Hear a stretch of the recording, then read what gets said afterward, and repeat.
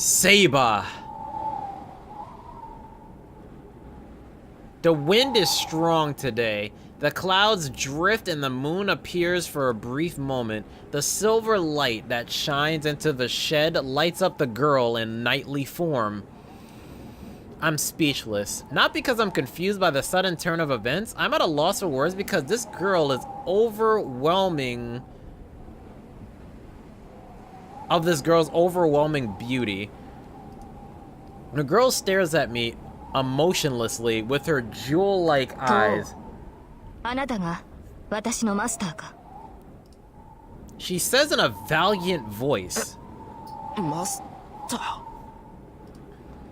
I only repeat back her words. I don't know who she is or what she's talking about. All I know is that this small girl is the same kind of being as the man outside.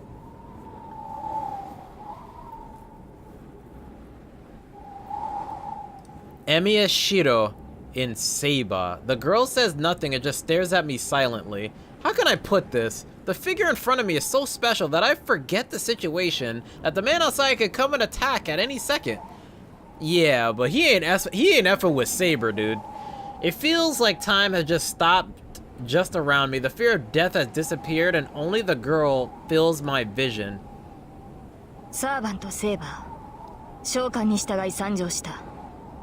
I don't recall ever summoning you, but thanks for you coming and saving my life. Master, he speaks again. The instant I hear the words master and servant, a pain shoots through my left hand. It's like a hot iron has been placed on my hand. I grab my left hand instinctively. That must have been the signal as the girl quietly nods her lovely face.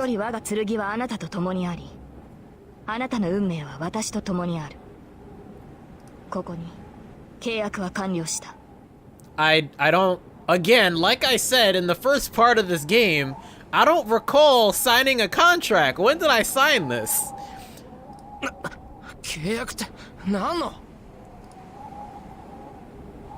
Do we have like a marriage certificate that I don't know about? Like, can I see this in writing? Even I have some knowledge of magic. I understand what that word means.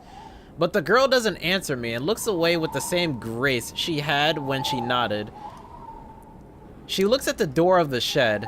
There stands the man, his lance ready in his hand. Oh, he's been outside. I thought he just left. She moves faster than I can think. The knightly girl leaps out of the shed without hesitation. I get up and follow the girl, even forgetting the pain in my body. There's no way that girl will be a match. Now, you're on Rin levels now. You're underestimating her power. Even armored like that, she is a girl smaller than me. I didn't realize she was that short. My words are silenced by the sound. What? I can't believe my eyes. This time my head really goes blank.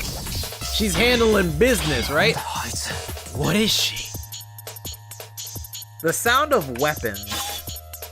The moon is hidden behind the clouds and the yard has returned to its original darkness.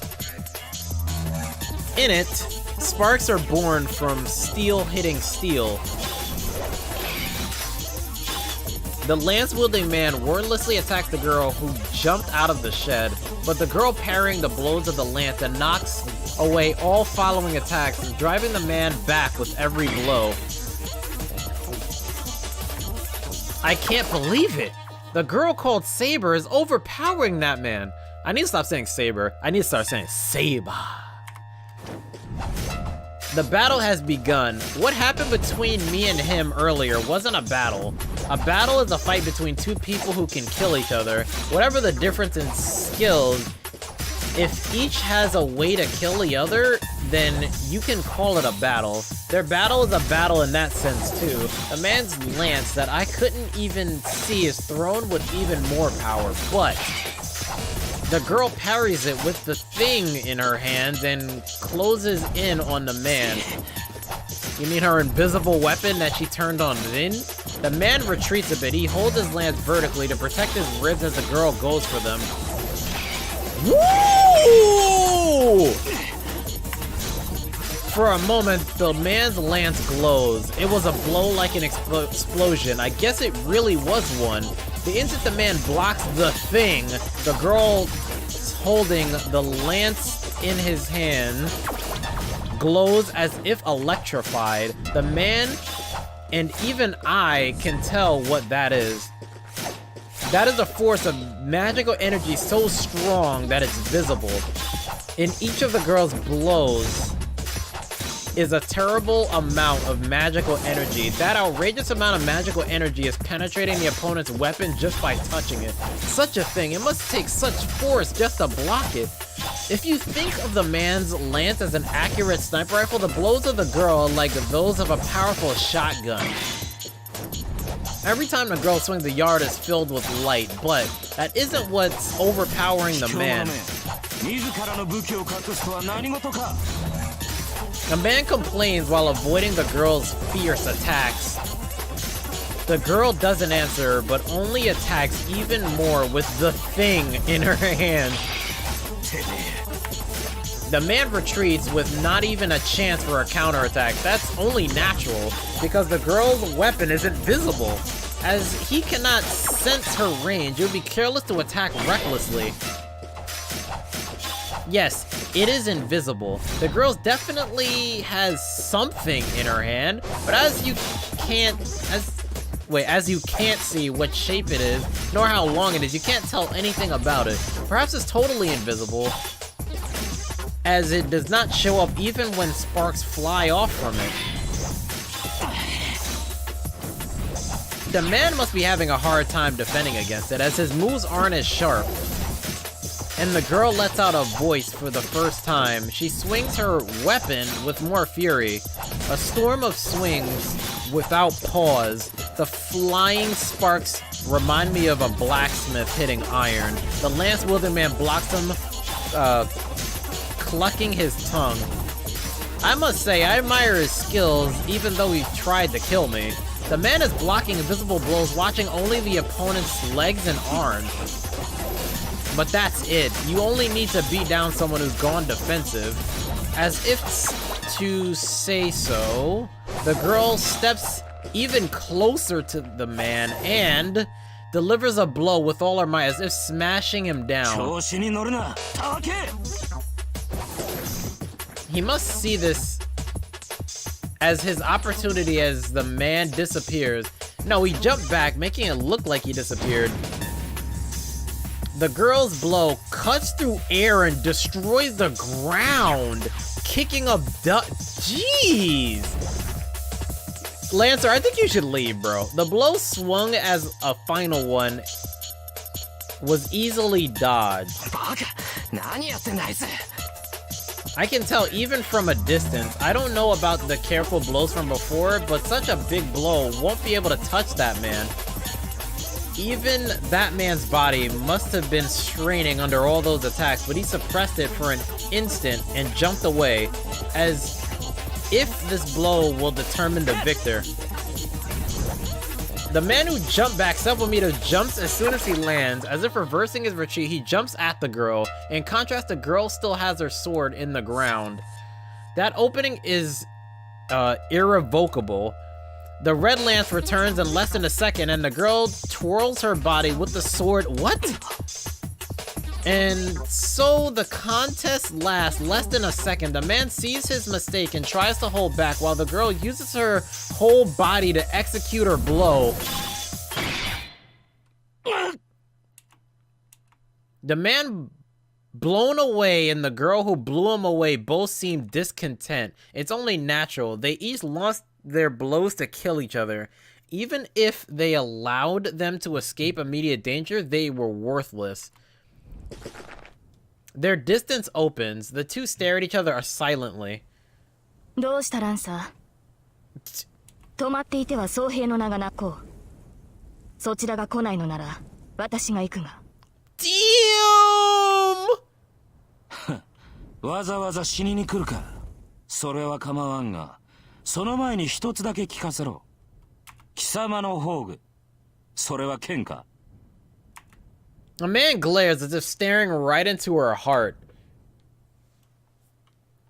さあどうかな。旋風かもしれぬし、双剣かもしれぬ。いや、もしや弓かもしれんぞ、ランサー。Well, he definitely knows it's not a bow. Well, I mean, the thing is Archer only used swords, so that can be a confusing thing as well. He never actually took out a bow. 抜かせ、セイバー。 Perhaps it's really funny for him. Oh, Lancer's smart. Okay, the one called Lancer lowers his lance. He's like, yeah, I'm not dealing with this. It's Saber. She'll whoop my ass. It looks like he's indicating that he doesn't want to fight anymore. The girl is puzzled by Lancer's action, but I know that stance. It was used in a fight a few hours ago in the schoolyard. It's the fatal move that was supposed to have ended the show. ついでにもう一つ聞くがな。お互い初見だしよ。ここらで分けって気はないか。悪い話じゃないだろ。そら、あそこでほうけているお前のマスターは使い物にならんし、俺のマスターとて姿をさらせねえ Your master is a coward. Damn, son. ここはお互い万全の状態になるまで勝負を持ち越した方が好ましいんだが。断る。あなたはここで倒れろ。Yo, Saber, I like you. そうかよ。たく、こっちはもともと様子見が目的だったんだぜ。サーバントが出たとあっちゃ、長居する気はなかったんだが。Oh boy, it seems like the air around them distorted. Lancer lowers his stance. A chill runs through the air at that moment. It's exactly like back then. The magical energy rumbles in a whirlpool, centered in that lance. Hog. The girl readies her apparent sword and glares at the enemy in front of her. The girl facing the enemy knows better than I how dangerous he is. じゃあな、その心臓。Oh, he thinks he can win. I thought Saber's the strongest servant, so wouldn't this be stupid if he did it? Well, Archer, Lancer, and Saber are supposed to be the strongest, so I guess maybe he thinks he can win because of that. The beast jumps. Lancer instantly appears in front of the girl as if he teleported in, thrusts his lance at the girl's feet. It was a bad move, even to my eyes. With the lance already lowered, it wouldn't be effective to aim low at the girl. To prove my point, the girl jumps over the lance and moves forward to slash Lancer away. At that moment... Gate? What? With the words themselves charged with magical energy... Wait, what? The lance thrust at the girl's feet rushes towards her heart. What? Oh, Saber! Her body rises into the air. The girl is driven up into the air by the blow of the lance and she crashes down. No, lands on the ground. She's bleeding. The girl who hadn't received a scratch so far is bleeding badly from her chest. A reversal of causality? She speaks in pain. I'm surprised too. Now, since I saw it from a distance, I can tell better than her that the attack just now was a strange one. The lance was definitely aimed at her feet, but it suddenly changed its course, moving strangely in an impossible direction and pierced the girl's heart. But the lance itself has not grown or bent. It looks so natural that it makes one think that the lance was already in her heart, and for that reason, it's strange. It's not as simple as the lance changing its course and piercing a heart. The lance did not change its course, but changed the means so that the result would be so. Alright, this is getting a little weird. The lance thrust with that name carried the result of piercing her heart as a premise. In other words, the process and the result were reversed. As long as there was the result of the lance piercing her heart, the course of the lance was merely something added later to prove that fact. An evil thorn that breaks through all defenses. A lance that pierces the heart every time it's used. A weapon that determines your fate just by its use. How can anyone block such a ridiculous attack? However, the enemy tries to dodge it. The lance will pierce their heart without fail. That's why this move is fatal. The cursed lance that always pierces the opponent with one thrust. But the girl had evaded it by a small margin. She is wounded, but it is not a fatal blow. In a sense, her actions were more impossible than the lance. The instant the lance was thrust, she turned and jumped back with all her might, as if she knew this was going to happen. Either she had incredible luck or enough divine protection to nullify the curse of the lance. Either way, she avoided a fatal blow and sullied the lance's name. The girl catches her breath. The blood that was running so much has stopped, and even her stab... What? I guess that's extraordinary. I knew she wasn't normal, but still, that's too strange. Like her skills to fight against Lancer, like the incredible magical energy in each of her blows, and like her body that heals by itself, this girl clearly surpasses Lancer. How did she get so strong? But that was only up to now. Even if it's healing, her wound is deep. If Lancer attacks her now, she'll be defeated without even being able to defend herself. But with this overwhelming advantage, Lancer doesn't move. He glares at the girl, grinding his teeth so hard that I can hear it.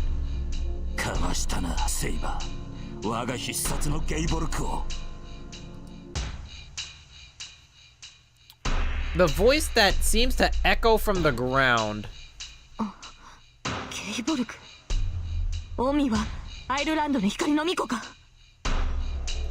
What does that mean? Lancer frowns. His hostility disappears and he clucks his tongue in annoyance.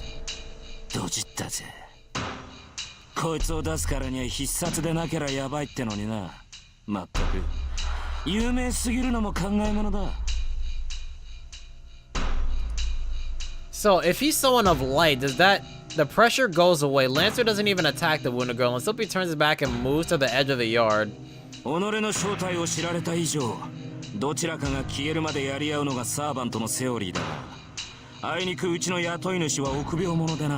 So if he's the man of light, then that means he really didn't want to kill Emiya Shirou. I mean Shirou. Why am I saying his whole government name?